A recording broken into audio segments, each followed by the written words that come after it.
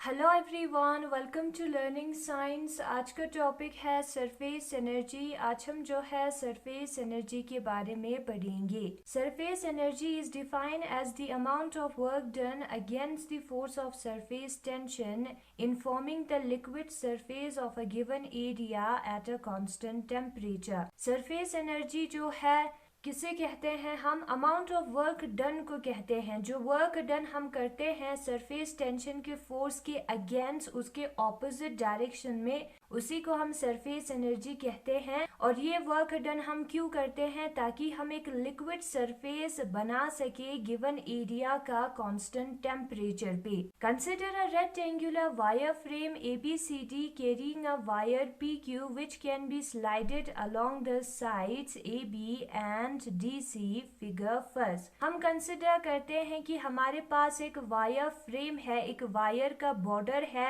ABCD, और यहाँ पर जो वायर PQ है वो जो है स्लाइड हो सकता है, यानी कि वो मूव कर सकता है। ये जो PQ वाला वायर है ये आगे और पीछे मूव कर सकता है, यहाँ पर फिगर फर्स्ट में दिखाया है। On dipping the frame in soft solution a thin film BCQP is formed. जब हम इस फ्रेम को सॉफ्ट सोल्यूशन के अंदर डिप कर देंगे तो यहाँ पर एक फ्रेम बनेगा BCPQ। इस वाले रीजन में सोप का लेयर बनेगा BCPQ वाले रीजन में। The force of surface tension acts along the tangent on both the free surfaces of the film as shown in figure.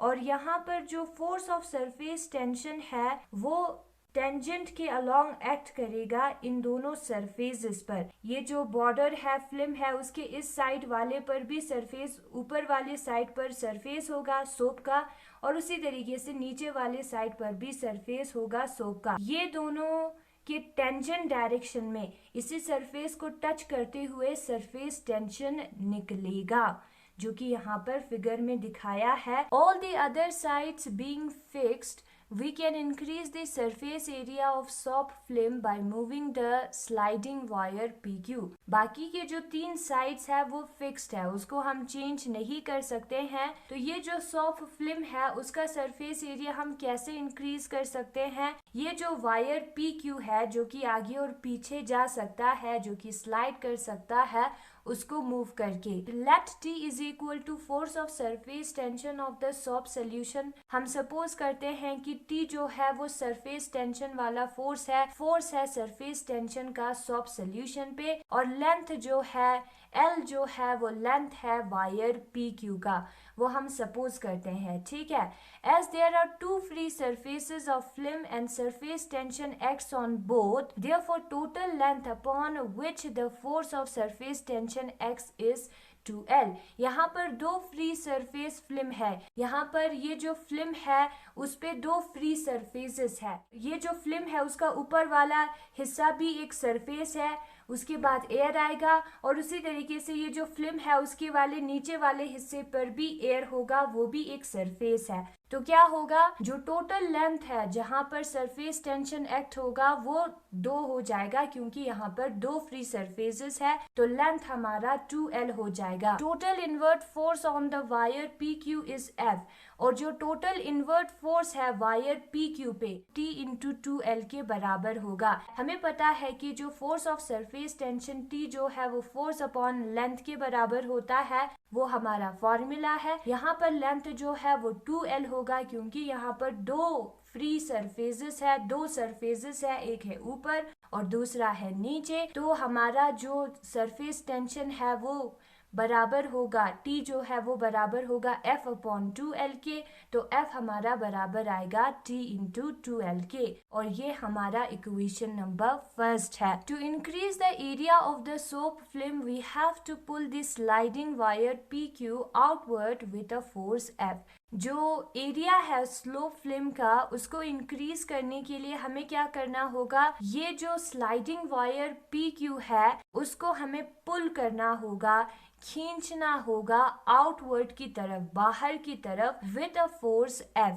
ये जो फोर्स F है उसके साथ, ये जो फोर्स F है वो इनवर्ट फोर्स है वायर PQ पे सरफेस टेंशन की वजह से। हमें जो है एक फोर्स F अप्लाई करना होगा, वही फोर्स लेकिन आउटवर्ड डायरेक्शन में।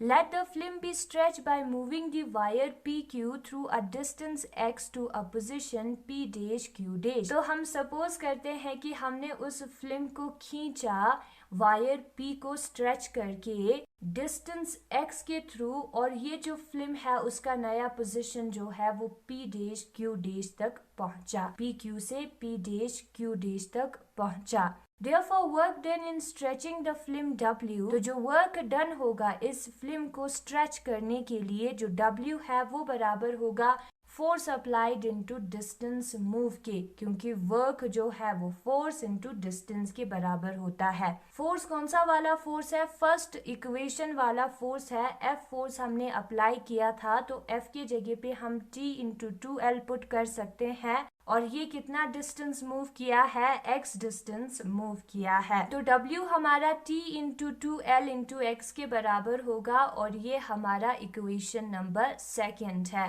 W is equal to T into increase in area of the film on both sides। जो फिल्म का एक साइड में इंक्रीज हुआ है एरिया में, वो जो है रिप्रेजेंट करता है 2L इंटू एक्स। ये लेंथ है हमारा और ये x है, ठीक है। तो ये लेंथ और ब्रेथ जो है वो एरिया के बराबर होता है। नाउ अगर हमें increase in area of the film on both sides, अगर हम दोनों साइड्स को कंसिडर करेंगे, दोनों साइड्स में जो इंक्रीज इन एरिया हुआ है उसको कंसिडर करेंगे, तो यहाँ पर हमें 2L इंटू एक्स की जगह पे A लिखना होगा, और ये जो है एक साइड के लिए है और ये दोनों साइड के लिए है, और ये है हमारा equation number third. If temperature of the film remains constant in this process, this work done is stored in the film as the surface energy। और इस प्रोसेस में अगर टेम्परेचर में कोई भी चेंज नहीं आया, तो ये जो वर्क डन हुआ वो जो है as a surface energy store होता है। तो ये जो वर्क डन है वो फिल्म में as a surface energy store होता है। फ्रॉम इक्वेशन नंबर थर्ड, अगर हम इक्वेशन नंबर थर्ड को देखेंगे, तो जो W है वो T इंटू A के बराबर है, तो T हमारा W अपॉन A के बराबर होगा। Hence surface tension may also be defined as surface energy per unit area, ठीक है। तो ये जो सरफेस टेंशन है उसको हम surface energy per unit area भी कहते हैं, क्योंकि ये जो वर्क डन है वो हमारा सरफेस एनर्जी है, वो as a surface energy store होता है। तो surface energy per unit area को हम सरफेस टेंशन भी कहते हैं। इससे हमें सरफेस टेंशन का एक न्यू डेफिनेशन मिला। Also if we increase the area in unity, that is A is equal to 1। अगर हम एरिया को यूनिटी में इंक्रीज करें, यानी कि एरिया को 1 में इंक्रीज करें, तो क्या होगा?